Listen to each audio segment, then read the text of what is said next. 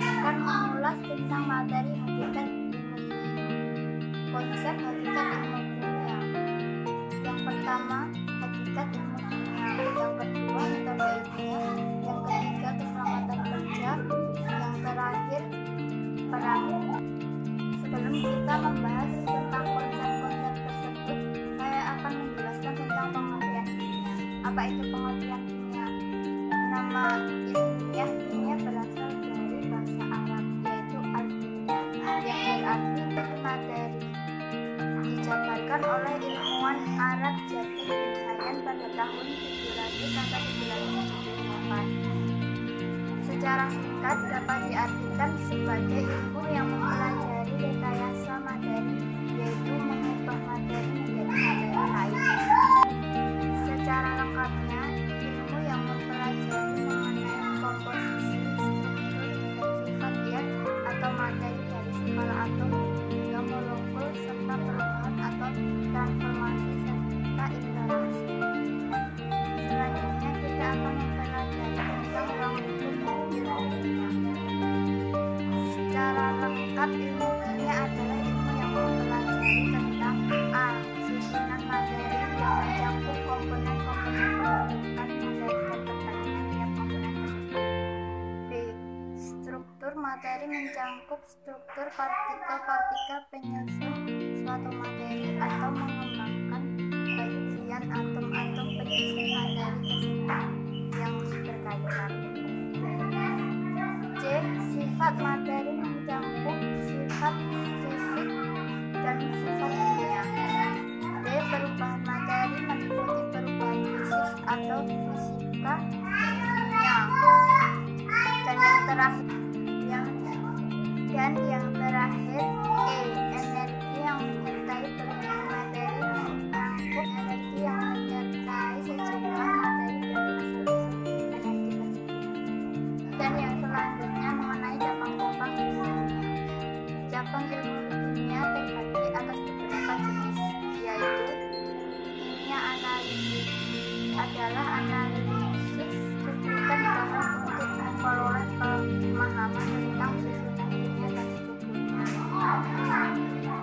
Biokimia mempelajari semua kimia reaksi kimia interaksi kimia yang terjadi dalam organisme.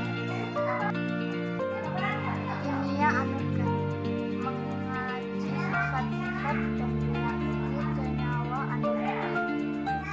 Kimia organik mengkaji struktur, sifat, komponen, mekanisme, dan reaksi senyawa organik.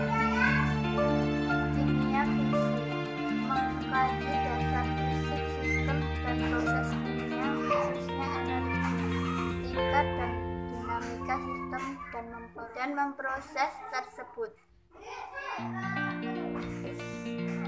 Kimia teori adalah studi kimia melalui penjabaran teori dasar.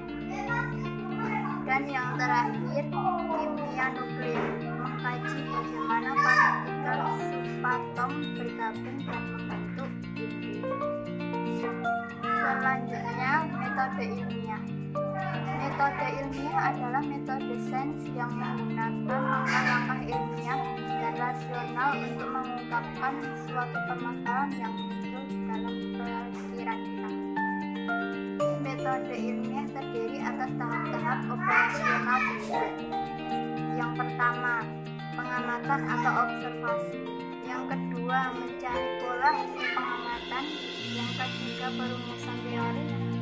Dan yang terakhir, pengujian teori.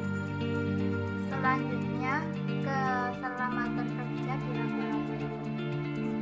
Laboratorium adalah suatu tempat bagi seorang praktikum untuk melakukan percobaan.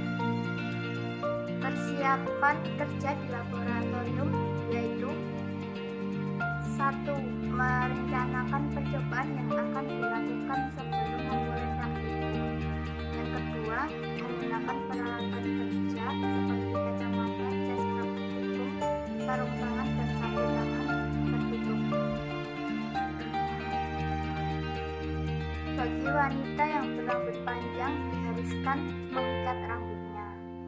Dilarang makan atau minum dan merokok. menjaga kebersihan meja praktikum dan lingkungan laboratorium, membiasakan mencuci tangan dengan sabun dan air bersih terutama sehabis praktikum. Bila kulit terkena bahan kimia, jangan digaruk agar tidak menyebar kemana-mana.